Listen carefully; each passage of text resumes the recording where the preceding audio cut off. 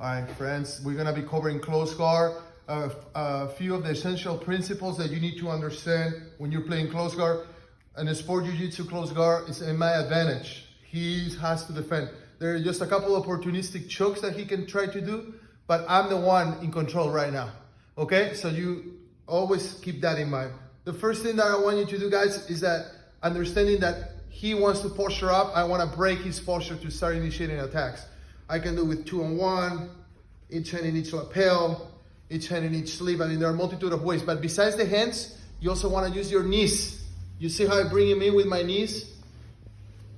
This is how I manage distance there. Step number 2, we're going to select different, first we're gonna do the collar choke. So watch, I open the jacket, thumb out, all the fingers in, go deep, okay? And now from here, look, I'm gonna bring him in. Now this hand, look, my body house goes over, grabs the other, whatever slack you have available, and that's a choke. If, when I do this, he's intercepting my arm going over, I can go under as well with the thumb up. So both are, with the palm up, both palms are up. And that's another choke there, okay? Cross collar chokes.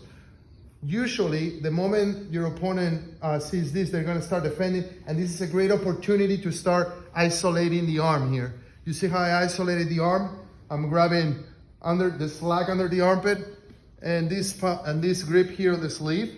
So what I'm gonna do from here, I'm gonna use my legs, and I'm gonna drag the arm across his body. And look what happens. You see, now I'm starting to see his back, which means that I can get into his back. So from here, what I'm gonna do is I'm gonna close this gap. I'm gonna grab here, and if I can, I'm gonna try to access the lapel. If I cannot grab the lapel, grab whatever fabric you can. Now watch, this elbow is gonna come out. So I can post on my forearm, and I'm also gonna be posting on my bottom leg, which is this left leg I'm bouncing. Now I'm behind him. I can figure 4, or from here, you see how I'm hooking my foot on the outside of the hip? I can bring him into me here. And now I'm behind him, and you can start initiating any kind of attack you want to finish the fight, okay? Also, we're gonna cover from here, the other essential attacks that you have from here are, a lot of times, your opponent starts grabbing, yes, they grab that, there you go. So here, look, I can start isolating this elbow. You see, I pull it in, I bring my knees in, and once I feel the arm is here, all I need to do from here is, look, I have a cross collar grip. I'm gonna lift and I'm gonna punch the arm to break his grip. And you see how I'm going under with this arm? And now it's gonna wrap around over, above the elbow line. And I'm gonna find the cross, lift your head a little bit, Brother Jonathan. You see I'm having the cross lapel? The moment this happens, it's a problem for him because I open the close guard, and now from here I can put the foot on the hip, put pressure on the shoulder with my knee. That's a tap. I can also choke him here. I can also clear this foot and come into triangle, armbar, and everything. Okay, this is a very important submission here that works wonders. Also, last but not least, not last, but here, a lot of times, if you have control over this elbow, a lot of times you can just come isolate here, the arm, bringing him in, and then this leg can come over here and start going for the triangle, you know, and you also have arm bars here. Good. Also from here, if this leg is behind the arm, you can swing across from here and then start punching with this leg to break his posture and bring the other leg over.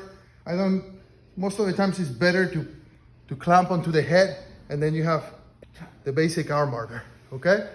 So, those are all the basic fundamental submissions that you can work on. Also, open the jacket, create slack by shaking the jacket. And what we're gonna do from here is that we're gonna do the Bravo choke. I like to hold the hand like this. I'm gonna punch the head. I'm gonna push his head under my armpit and bring the forearm across. Once I'm here, I have a lot of control over his posture.